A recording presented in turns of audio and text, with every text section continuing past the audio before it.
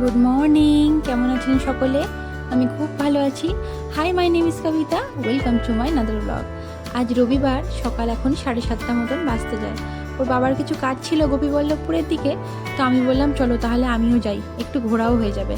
আর এসে কোনো ভুল করিনি, এত সুন্দর লাগছে চারপাশটায়। দেখুন, রাস্তার দুধারে গাছ ভর্তি ফুল, এত মনোরম দৃশ্য না। তবে রোদটিও উঠে গিয়েছে জানেন, আর এই রোদে তো বেশিক্ষণ ঘোরা একদমই সম্ভব নয়। ওর বাবার কাজ ছাড়া হয়ে গিয়েছে। ফেরার পথে বাড়িতে যাওয়ার সময় নেব একটু মাছ, বাড়িতে গিয়ে আজকে বানাবো একটু মাছের ঝোল। আজকে সন্ধ্যাবেলায় একটু বাইরে বেরোনোর প্ল্যান আছে, কিন্তু এখান থেকে মোটেই যেতে ইচ্ছে হচ্ছে না, এত সুন্দর দৃশ্য। এই যে চলে এসেছি বাড়িতে, আসার সাথে সাথে মাছগুলোকে ধুয়ে ভালো করে পরিষ্কার করে নিয়েছি, নুন হলুদ মাখিয়ে। চলুন ভাজতে ভাজতে আপনাদের সাথে গল্প করি। নিয়ে এসেছি একটু পোনা মাছ, আর নিয়ে এসেছি একটু কাতলা মাছ। পোনা মাছগুলো করবো একটু ঝাল, আর কাতলা মাছগুলো বানাবো একটু জিরে আদা বাটা দিয়ে ঝোল। যেটা বলছিলাম, খড়গপুরে যারা থাকেন তারা তো সবাই মাতা পুজোর বিষয়ে সবাই অবগত। তো আজ সন্ধ্যাবেলা যেখানে যাব সেখানে হচ্ছে বাড়ির সামনেই আমাদের মাতা মন্দির আছে, সেখানে মাতা ঠাকুর আজকে বসবে। তো আজকে বসানো হবে, আবার পরের সপ্তাহে সেটাকে উঠিয়ে পুরো পাড়াতে ঘোরানো হয় আর কি। এরকমভাবেই মাতা পুজোটা হয়। খড়গপুরে যারা থাকেন তারা নিশ্চয়ই সবাই এর বিষয়ে সব কিছুই জানেন। তো বাড়ির সামনে এই রবিবার বসছে, পরের রবিবার সেটি আবার উঠবে। পোনা মাছটা ভাজা হয়ে গিয়েছে, এবার কাতলা মাছটা ভেজে নেব। আগে সব মাছগুলোকে ভেজে নেব। দুটো মুড়োও এনেছি, ভেবেছি আজকে একটু মুড়োগুলো দিয়ে পুঁই ডাঁটা দিয়ে চচ্চড়ি করব। আজ বহুদিন হয়ে গেল বাড়িতে বানাইনি। আর মা তো এই পুঁই ডাঁটার চচ্চড়িটা ভীষণ ভালো রান্না করে। মায়ের মতন বানাতে পারি না ঠিকই, তবে একটু চেষ্টা করি। মাছ ভাজাটা হয়ে গিয়েছে, মাছের মুড়োটিও ভেজে নিয়েছি, এবার একটু সবজি দিচ্ছি। এই যে মাছের ঝোলটি যে করবো জিরে আদা বাটা দিয়ে, তো আমার শ্বশুর শাশুড়ি একটু সবজি খেতে ভালোবাসেন, তাই জন্য একটু কাঁচকলা, একটু গাজর, একটু আলু দিয়ে সব রকম সবজি দিয়ে একটু ভেজে নিচ্ছি।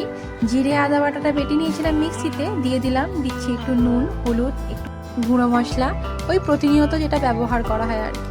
আর বিশেষ কিছু দেবো না, নামাবার সময় একটু গরম মশলা দিয়ে নামিয়ে নেব। মশলাটা ততক্ষণ কষা হোক, চলুন আরেকটা মশলা ততক্ষণ রেডি করে নিই। আজকে জানেন তো ভেবেছিলাম একটু দই কাতলা বানাবো, আর ভেবেছিলাম বাড়িতে একটু পোস্ত, একটু দই, এগুলো সব আছে। ও বাবা, বাড়িতে এসে দেখছি ফ্রিজে কোনো দই নেই জানেন, দইটা একেবারে ফুরিয়ে গিয়েছে। পোস্তটা আছে, তবে দই কাতলাতে দই না দিলে কি আর হয় বলুন, তাই আর বানালাম না। পরের দিনকার দই কাতলা বানাবো। এই যে মশলাটা ভাজা হয়ে গিয়েছে, সবজিটা এবার দিয়ে দিচ্ছি। সবজিগুলো একটু ভেজে নিয়ে দিয়ে দেবো খানিকটা জল, তারপরে মাছগুলো ওপরে এক এক করে ছেড়ে দেবো। 10-15 মিনিট মতন ঢাকনাটা বন্ধ করে ঝোলটা একটু ফুটুক, তারপরে নামাবার সময় ওপর থেকে একটু গরম মশলা দিয়ে নামিয়ে নেব। এই যে হয়ে গিয়ে কাতলা মাছের ঝোল তৈরি। এবার বানিয়ে নেব একটু পোনা মাছের ঝালটা। তারপরে খাওয়া দাওয়া সেরে দুপুরে একটু রেস্ট নিয়ে বিকেলবেলার দিকে যাব সামনের মন্দিরে, মাতা পুজোর ওখানে। আপনাদেরকে যেটা বলছিলাম আর কি, মাতা পুজোর বিষয়। খড়গপুরে যারা থাকেন তারা সবাই এই বিষয়ে অবগতই। এই যে দুপুর গড়িয়ে প্রায় সন্ধ্যার দিকে নেমে এসেছে, এখন 7টা মতন বাজতে যায়। বাড়ির একদমই সামনে, 5 মিনিটও না, 2 মিনিটের রাস্তা, হেঁটেই যাওয়া যায়। তো এবার বাবা বললো না, ছেলেটাকে নিয়ে যাব, হেঁটে হেঁটে আর যাবো না, গাড়ি নিয়েই চলো। রাস্তায় সাজায়ও খুব সুন্দর জানেন, প্রত্যেকটা জায়গায় একটা একটা করে ছোট ছোট করে প্যান্ডেল করা হয়, তার নিচে সুন্দর করে রঙ্গোলি দেওয়া হয়। তবে সেটা তোলার দিনকে, আজকে বসেছে তোলার দিনকে, যেহেতু প্রত্যেকটা পাড়াতে, মানে যেই পাড়াতে ধরুন আপনার বসছে সেই পাড়াতেই পুরো পাড়া ঘোরাবে, একজন থাকে আর কি, ওনাদের মাতা ঠাকুরকে মাথার মধ্যে নিয়ে পুরো পাড়ার মধ্যে ঘোরানো হয়। তো উনি রাস্তা দিয়ে হাঁটবেন, পেছনে অনেক লোক থাকে।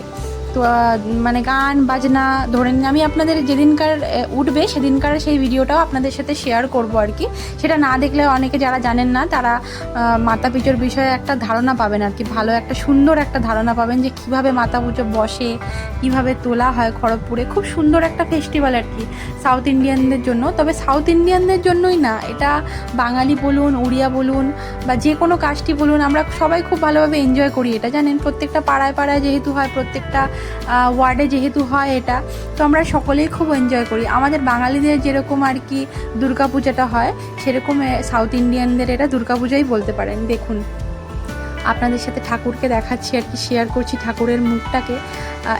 এই সৌভাগ্যটা হয়তো হয় না অনেকেরই দেখার। এত এত সুন্দর না, এই ঠাকুরটা জানেন তো হলুদ দিয়ে তৈরি, সম্পূর্ণ হলুদ দিয়ে তৈরি। দেখে বোঝার উপায় নেই, একটা মাটির কলসির ওপরে হলুদ মেখে হলুদটা দিয়ে তৈরি করা হয়। আর যখন ঠাকুরটাকে তৈরি করা হয় শুধুমাত্র গোনাগুনতি, হাতে গোনাগুনতি কিছু মানুষজন থাকেন আর কি, তো তারাই তৈরি করেন। আর মাথায় যারা এই মানুষটাকে যে দেখতে পাচ্ছেন, ইনি মাথায় করে নিয়ে পুরো পাড়াতে পাড়াতে আর কি ঘোরাবেন। এনার মতন আরও 4-5 জন থাকবে, কিছুটা দূর ইনি নিয়ে যাবেন, আবার কিছুটা দূর আরেকজন নিয়ে যাবেন। এই যে দেখুন মুখটা এত সুন্দর না, মায়ের মুখটা দেখে মনটা ভরে যাবে আপনার। অথচ বোঝার উপায় নেই যে শুধুমাত্র হলুদ দিয়ে তৈরি করা হয়েছে। এত সুন্দরভাবে সাজিয়েছে, ফুল, চন্দন, মুকুট, তারপরে কি সুন্দরভাবে ডেকোরেট করেছে দেখুন। মন্দিরের বাইরেটাও আপনাদের সাথে শেয়ার করে দিলাম, কিন্তু বাইরে আজকে কোনো ভোগ খেতে পারবো না জানেন। মন্দিরে এসেছি, ভোগ বিতরণ হচ্ছে ওই দিকটায়। আজকে যেহেতু আমিষ খেয়েছি, তাই শুধুমাত্র ঠাকুরের দর্শন করতেই এসেছিলাম। ঠাকুরের দর্শন করেছি, এবার ফিরবো বাড়ির দিকে। তবে তার আগে ভীষণ খিদে পেয়েছে, তো সেই দুপুরে ভাত খাওয়া দাওয়া করে বেরিয়েছিলাম আর কি। এখন মোটামুটি 9:30 বেজে গিয়েছে, অনেকক্ষণ আমরা মন্দিরে কাটিয়েছি। 9:30 বেজে গিয়েছে। মন্দিরের পেছন দিকে মাঠে আরেকটা মন্দির, এখানে আবার মেলা বসেছে। এই যে চারধারে দেখুন মেলা বসেছে এখানে। আজকে ফাঁকা, একটু ভিড়টা কম, তো অন্যদিন ভিড় হবে, নিশ্চয়ই হবে সামনের সপ্তাহে। তো আমরা এখানে সামনেই এসেছি একটু চাউমিন খেতে, চিকেন চাউমিন নিয়েছি। তো ছেলেটা বাবার কোলে বসে চিকেনগুলোকে খাচ্ছে আর কি, বেছে বেছে। চাউমিন খাবে নাও। তো এখান থেকে খেয়ে নিয়ে ফিরবো বাড়ির দিকে। আজকের মতন ব্লগটা তাহলে এখানেই শেষ করছি। আজকের ব্লগটা কেমন লাগলো আপনারা অবশ্যই জানাবেন। ভালো লাগলে একটা লাইক, কমেন্ট আর শেয়ার করে দেবেন। পাশে থাকবেন, নিজেও ভালো থাকবেন, অপরকেও ভালো রাখবেন। আজকের মতন তাহলে এখানেই টাটা, গুড নাইট।